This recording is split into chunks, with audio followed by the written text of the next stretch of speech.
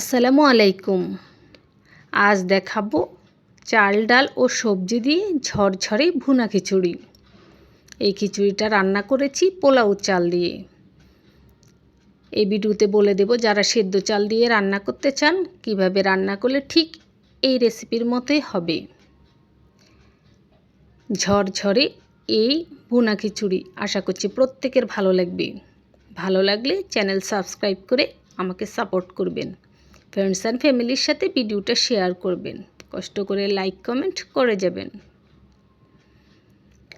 ঝরঝরে এই ভুনা খিচুড়িটা যদি আপনি ঠিকঠাকভাবে রান্না করতে চান তাহলে ভিডিওটির একটি স্টেপও টেনে দেবেন না, প্রথম থেকে শেষ পর্যন্ত মনোযোগ সহকারে দেখবেন। প্রথমে আমি খিচুড়ি রান্না করার জন্য নিয়ে নিচ্ছি 1 পোয়ার অর্ধেক মানে 125 গ্রাম খেসারির ডাল। চুলার মিডিয়াম আছে এই ডালটাকে আমি 2 থেকে 3 মিনিটের মতো ভেজে নিচ্ছি। 2 থেকে 3 মিনিটের মতো ভাজলে দেখবেন ডালের মধ্যে ভাজার মতো একটা সুন্দর গ্রান চলে আসবে এবং ডালের কালারটা কিছুটা পাল্টে যাবে। ঠিক তখনই নামিয়ে নিতে হবে, অতিরিক্ত ভাজা লাগবে না। এই দেখুন খেসারির ডালগুলো ভেজে এখানে রেখে দিলাম। এবার নিয়ে নিছি 1 পোয়ার অর্ধেক 125 গ্রাম মুগ ডাল। একইভাবে চুলার মিডিয়াম আছে আমি এই মুগ ডালগুলো ভেজে নিচ্ছি। 2-3 মিনিট ভাজলে দেখবেন যে এই ডালগুলোর কালারও কিছুটা পাল্টে গেছে। ঠিক এই রকমই যে দেখুন কালারটা হওয়া পর্যন্ত ভাজবেন এবং ডাল থেকে ভাজা ভাজা সুন্দর গ্রান বের হয়েছে, তখন এই ডালগুলো নামিয়ে নিতে হবে। তা আমি আগের ডালের সাথে এই ডালগুলোও রেখেছি। এবার আমি নিয়ে নিচ্ছি 1 পোয়ার অর্ধেক মশারির ডাল মানে 125 গ্রাম মশারির ডাল। তিনটা ডালই আমি একই মাপে নিচ্ছি। এবার এই ডালগুলো ঠিক একইভাবে চুলার মিডিয়াম আছে 2-3 মিনিটের মতো ভেজে নিচ্ছি। এই দেখুন ডাল একটু কালার পাল্টে যাবে মশারির ডালটার, তখনই নামিয়ে ফেলবেন। তারপর 3টা ডালই আমি একই বাটিতে নিছি। এবার আমি বেশি করে পানি দিয়ে দিচ্ছি। বেশি করে পানির মধ্যে ডালগুলো খুব ভালো করে মিশিয়ে দিচ্ছি। এবার ঢাকনা দিয়ে ঢেকে রেখে দিচ্ছি পাক্কা 2 ঘন্টার জন্য, মানে ডালগুলো ফুলে ভিজে ওঠা পর্যন্ত। দেখুন 2 ঘন্টার মধ্যে ডালগুলো ফুলে একেবারে বড় বড় হয়ে গেছে। এবার ডালগুলো খুব ভালো করে কষলে পরিষ্কার পানি দিয়ে খুব ভালো করে ধুয়ে নিতে হবে। এই তো ডালগুলো আমি এই জালিটায় করে ধুইছি। এভাবে জালিতে করে ধুবেন, তাহলে ডালে বালু থাকলে সেটা চলে যাবে। এখানে নিয়ে নিচ্ছি আমি পুরো 1 পোয়া বরবটি ছোট ছোট টুকরো করে কেটে পরিষ্কার করে ধুয়ে নিচ্ছি। যদি বাসায় গাজর থাকে সেক্ষেত্রে আপনি এখানে সমপরিমাণ গাজরও নিতে পারবেন। গাজর দিলেও খিচুড়ি অনেক ভালো হয়, বা অন্য কোনো সবজি দিলেও দিতে পারবেন। তো বরবটি আর ডালগুলো আমি এক সাইডে রেখে দিছি। এবার দেখুন এখানে নিয়ে নিচ্ছি আমি পোলাওর চাল। চিনি গুঁড়ার চেয়ে এটা মনে হয় একটু মোটা পোলাওর চাল। চিনি গুঁড়াটা নিলেও নিতে পারবেন, এটা নিলেও নিতে পারবেন। আর যারা সিদ্ধ চাল দিয়ে রান্না করবেন তাদেরটা একটু পরে বলছি। দেখুন তো এখানে আমি একটা গ্লাস মেপে 4.5 গ্লাস চাল হয়েছে। আর যদি দাঁড়িপাল্লা দিয়ে মাপেন সেক্ষেত্রে পুরো 1.5 কেজি পোলাও চাল। এই চালটাকে এই পানির মধ্যে ভিজিয়ে রাখছি আমি 20 মিনিটের জন্য। আর যারা সেদ্ধ চাল বা ভাতের চাল দিয়ে এই খিচুড়িটা রান্না করবেন তারা 1 ঘন্টা ভিজিয়ে রাখবেন এভাবে ডুবো ডুবো পানিতে ভাতের চালটা। আর সব কিছু একই। আচ্ছা দেখুন 20 মিনিট ভিজিয়ে রেখেছি। এবার এই চালগুলো খুব ভালো করে প্রথমে কষলে নেব। সুন্দর করে কষলে নিতে হবে যাতে ধোয়ার সময় চালের থেকে এরকম সাদা পানি না বের হয়। কষলে নিয়ে তারপরে খুব ভালো করে পরিষ্কার করে ধুয়ে নিতে হবে। যতক্ষণ এরকম সাদা পানি বের হবে চালের থেকে ততক্ষণে ধুয়ে নেবেন। পরিষ্কার পানি বের হওয়া পর্যন্ত ধুয়ে নিলে যেটা হবে পোলাওটা রান্নার পরে বা খিচুড়িটা রান্নার পরে সেই চাল দিয়ে আর আঠালো হয় না, লেগে যায় না। পোলাও রান্নার বেলায় আপনারা একই সিস্টেমে চালটা ধুবেন, টিপসটা দিয়ে দিলাম। আচ্ছা দেখুন, তো চালটা খুব পরিষ্কার করে ধুয়ে এক সাইডে রেখে দিছি। এবার এখানে আমি নিয়ে নিছি তেল, অল্প করে, বেশি তেল নিইনি। বড় সাইজের 2টো লং, 2টো এলাচ, 2 টুকরো দারচিনি ও ছোট সাইজের 3টি তেজপাতা দিয়ে দিছি। 4টি দেশি পেঁয়াজ কুচি ও 4টি কাঁচামরিচ মাঝখান থেকে কেটে। এবার সব কিছু একটু ভেজে নিচ্ছি।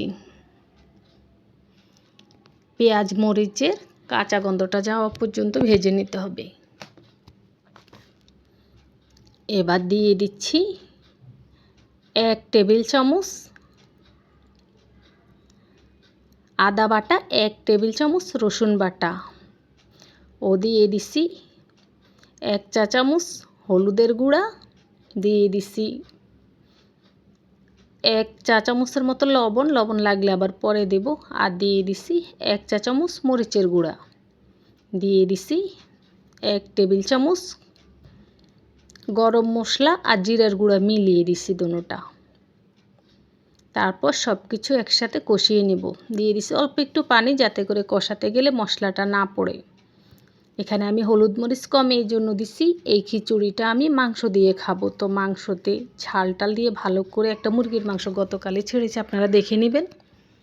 ওই মুরগির মাংসটা দিয়েই এই খিচুড়িটা খাওয়া হয়েছে। তো যেই খিচুড়ি আপনারা মাংসের সাথে খাবেন, সেই খিচুড়িতে তেল মশলা সব কিছুই কম দিবেন, তাহলে দেখবেন খেতে ভালো লাগবে। আর যদি খিচুড়িতেও ইচ্ছা মতো তেল মশলা দেওয়া হয়, আবার মাংসর মধ্যেও দেওয়া হয়, আলাদা আলাদা রান্না করা হয়, তাহলে খেতে গেলে 2 মশলা একসাথে হয়ে খেতেও ভালো লাগবে না, আবার অনেক শরীরের অনেক ক্ষতিও হয়, গ্যাস প্রবলেম হয়, বেশি মশলা পেট ব্যথা করে। যাই হোক, মানে অনেক মশলা একসাথে হয়ে মজাও লাগে না, হজমও হতে সমস্যা হয়।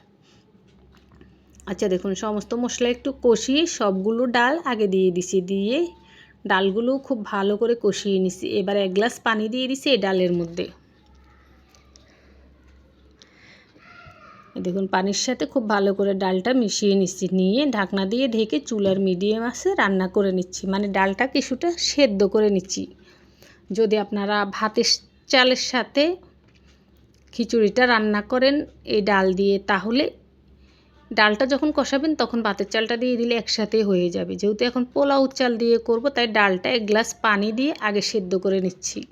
তো ডালটা কিছুক্ষণ সিদ্ধ হয়ে যখন মাখা মাখা হয়ে গেছে, তখন বরবটিগুলো দিয়ে দিছি। দেখুন, এবার ডাল বরবটি একসাথে খুব ভালো করে ঢাকনা দিয়ে ঢাকনা সরিয়ে এভাবে কষিয়ে নিচ্ছি চুলার মিডিয়াম আঁচে। এই কষানোর মধ্যে বরবটি অনেকটাই সেদ্ধ হয়ে যাবে। খুব ভালো করে কষাতে হবে, যাতে করে এক্সট্রা কোনো পানি না থাকে, কষা কষা হয়ে একেবারে তেলের মধ্যে চলে আসে সবজিটা এবং ডালটা। এই যে দেখুন, তো এভাবে কষানোর পরে বরবটিটা অনেকটাই সিদ্ধ হয়ে গেছে, ডালটাও কিন্তু পুরোই সিদ্ধ হয়ে গেছে। আচ্ছা, এবার এই ডাল এবং সবজিটা আমি এই পাতিল থেকে তুলে এক্সট্রা রেখে দিচ্ছি আলাদা জায়গায়। এই পাতিলে রান্না করব খিচুড়িটা, তাই তো পাতিলের মধ্যে আমি আবারও তেল দিয়ে দিছি, প্রায় 4 টেবিল চামচের মতো, বেশি তেল দিই নেই। এবার এই তেলের মধ্যে পোলাও চালগুলো দিয়ে খুব ভালো করে ভেজে নিচ্ছি। চুলার আঁচ বাড়িয়ে দিয়ে এই পোলাও চালগুলো খুব ভালো করে ভেজে নিতে হবে, যাতে চালের গায়ে যে ভেজা ভেজা ভাবটা আছে, ভেজা ভেজা ভাবটা গিয়ে চালটা তেলের মধ্যে একেবারে ভাজা ভাজা হয়ে, ভাজা ভাজা সুন্দর গ্রান বেরোয় এবং চালটা ঝরঝরে হয়ে যায়। মানে পানি যখন চালের গায়ে থাকবে না, তখন কিন্তু চাল ঝরঝরে হয় ভাজলে। ঠিক এভাবে খুব ভালো করে ভেজে নিতে হবে। তারপর আগের থেকে যে ডাল সবজিটা রেডি করে রেখেছি সেটা দিয়ে দিছি। এবারে ডাল সবজি এবং পোলাও চাল মিলিয়ে আবারও কিছুক্ষণ খুব ভালো করে কষিয়ে নিছি। তারপর দিয়ে দিচ্ছি পানি। এবার দেখুন পানিটা কোন পরিমাপে দিতে হবে। চালটা আমি মেপে নিছি এই জন্য, যাতে পানিটা ঠিক মতো দেওয়া যায়। এখানে 4.5 গ্লাস পোলাও চাল নিছি, তার জন্য এখানে মোট 9 গ্লাস পানি দিচ্ছি। আর এই পানিটা চাইলে আপনি ফুটন্ত গরমও দিতে পারেন, কুসুম গরমও দিতে পারেন, সমস্যা নেই। তবে আমি সরাসরি নর্মাল পানি দিচ্ছি কলের থেকে নিয়ে। আচ্ছা, পানিটা দিয়ে খুব ভালো করে মিশিয়ে ঢাকনা দিয়ে ঢেকে কিছুক্ষণ রান্না করে নিচ্ছি। নেওয়ার পরে দেখুন পানিটা অনেকটা টেনে গেছে, ঢাকনাটা সরিয়ে আবারও নাড়াচাড়া করে দিছি। এভাবে 5 মিনিটের মতো রান্না করলে দেখবেন পানিটা পুরো টেনে একেবারে এরকম গায়ে গায়ে লেগে গেছে। যখনই দেখবেন এরকম, তো ভালো করে নাড়াচাড়া করে চুলার আঁচ কমিয়ে দিয়ে এগুলোকে আরও 5 মিনিটের মতো রান্না করে নিতে হবে। আরও 5 মিনিটের মতো রান্না করে দিলে পুরো পানি একেবারে টেনে যাবে, এই যে শুধু ভেজা ভেজা ভাব থাকবে। এই পর্যায়ে লবণটা চেক করে নেবেন। লবণটা চেক করে নেবেন এই জন্য, লবণ না হলে তো খাবার একদম মজা লাগে না। তাই তো আমি লবণটা চেক করেছি, লবণ কম হয়েছে, আর একটু লবণ দিয়ে দিছি। তারপর আবার উল্টে পাল্টে খুব ভালো করে মিশিয়ে এবার চুলার আঁচ লো করে দিয়ে ঢাকনা দিয়ে ঢেকে দমে রেখে দিচ্ছি। ঠিক পোলাও রান্না করতে আমরা যেভাবে দমে রাখি সেভাবে। তো দেখুন প্রায় 8 মিনিটের মতো দমে রেখেছি। তারপর ঢাকনাটা সরিয়ে উল্টে পাল্টে নিছি। বাস, এরই মধ্যে পোলাও চালটা খুব ভালো করে সেদ্ধ হয়ে গেছে। ডাল বরবটি সব কিছু খুব ভালো করে সেদ্ধ হয়ে গেছে। এই দেখুন একেবারে ঝরঝরে। আপনি চালটা টিপ দিয়ে দেখবেন সবজিটা, যদি দেখেন যে এই পর্যায়ে ভেজা ভেজা লাগে পোলাওটা, সেক্ষেত্রে ঢাকনা দিয়ে ঢেকে আরও কিছুক্ষণ দমে রেখে দিবেন। তা আমার এই পর্যায়ে একেবারে ঝরঝরে হয়ে গেছে, শুকনো শুকনো, কোনো ভেজা ভেজা ভাব নেই। তারপর আমি চুলাটা নিভিয়ে দিয়ে প্লেটে নিয়ে আপনাদেরকে দেখাচ্ছি। মোবাইল দিয়ে ভিডিও করে, তাই আসলে আমার এই খিচুড়িটার কালার যত সুন্দর অত সুন্দর দেখা যাচ্ছে না, তো আপনারা বুঝে নেবেন। এটা ইনশাআল্লাহ কালার যেমন সুন্দর হয়েছে, আর আমি তো হলুদ মরিচ কমিয়ে দিছি, যার কারণে অত চকচক করবে না। এবার এই খিচুড়িটা মাংস দিয়ে খাবো। আপনারা এইভাবে খিচুড়ি রান্না করলে আলাদা মাংস রান্না করে খেতে পারেন।